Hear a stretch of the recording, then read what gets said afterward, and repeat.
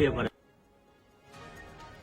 તો અમદાવાદ એરપોર્ટ પર મુસાફરોનો હોબાળો, ઇન્ડિગોની ફ્લાઇટ ડીલે થતા મુસાફરો પરેશાન થયા। ગઈકાલ રાતથી ફ્લાઇટ ડીલે થતા મુસાફરો અકળાયા છે। એરપોર્ટ પર અટવાયેલા મુસાફરોએ હોબાળો કર્યો। વૈકલ્પિક ફ્લાઇટ આપવા અને વળતર પાછું આપવા મુસાફરોએ માંગ કરી છે। તો ફરી એક વખત ઇન્ડિગોની ફ્લાઇટ વિવાદમાં આવી છે। સતત મુસાફરો પરેશાન થવાની એક બાદ એક ઘટના સામે આવી છે। એરપોર્ટ પર અટવાયેલા મુસાફરોએ એરપોર્ટ પર જ હોબાળો કર્યો।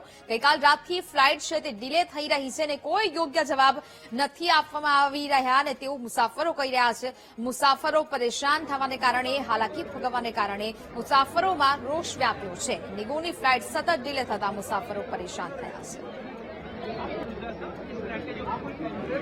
સંવાદદાતા પાર્થ લાઈન પર જોડાયા છે। પાર્થ, અમદાવાદ એરપોર્ટ પર મુસાફરોએ હોબાળો કર્યો, ફરી એક વખત ઇન્ડિગોની ફ્લાઇટ વિવાદમાં આવી છે। પાર્થ,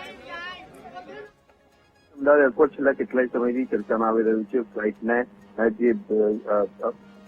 ફ્લાઇટની જે કામગીરી છે તેને લઈને અમદાવાદ એરપોર્ટ પર અત્યારે હાલમાં હોબાળો થઈ રહ્યો છે। અમદાવાદ એરપોર્ટ ઉપર વહેલી સવારથી જ મુસાફરો પહોંચ્યા હતા, ત્યારે ઇન્ડિગોની જે ફ્લાઇટ છે તે મોસ્ટ ઓફ તમામ ફ્લાઇટો ડીલે થઈ છે। ડીલે થવાનું કારણ ચોક્કસ કઈ સામે આવ્યું નથી, પરંતુ જે વાત કરવામાં આવે તો અમદાવાદ એરપોર્ટ ઓથોરિટીનો જે સ્ટાફ છે, ઇન્ડિગોનો સ્ટાફ છે, તે પણ યોગ્ય જવાબ ન આપતા હોવાના કારણે આ મુસાફરો રોષે ભરાયા હતા। વહેલી સવારના 5 વાગ્યાથી અને ગઈકાલ રાતના જે મુસાફરો પહોંચ્યા છે તે હેરાન પરેશાન થઈ ગયા છે।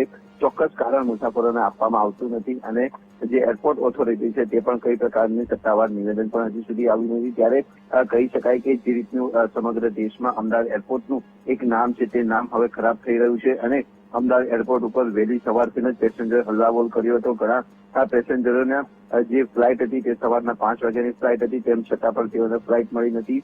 આ ઉપરાંત તેમને કોઈ યોગ્ય જવાબ આપવામાં આવતો નથી, જેના કારણે કહી શકાય કે મુસાફરો હેરાન પરેશાન થઈ ગયા છે। બોર્ડિંગ થઈ ગયું હોવાથી મુસાફરો હવે એરપોર્ટની બહાર પણ આવી શકતા નથી, જેના કારણે હવે મુસાફરોને જવું તો ક્યાં જવું તેવી પરિસ્થિતિ ઉભી થઈ છે। જી બિલકુલ પાર્થ, જાણકારી બદલ આભાર।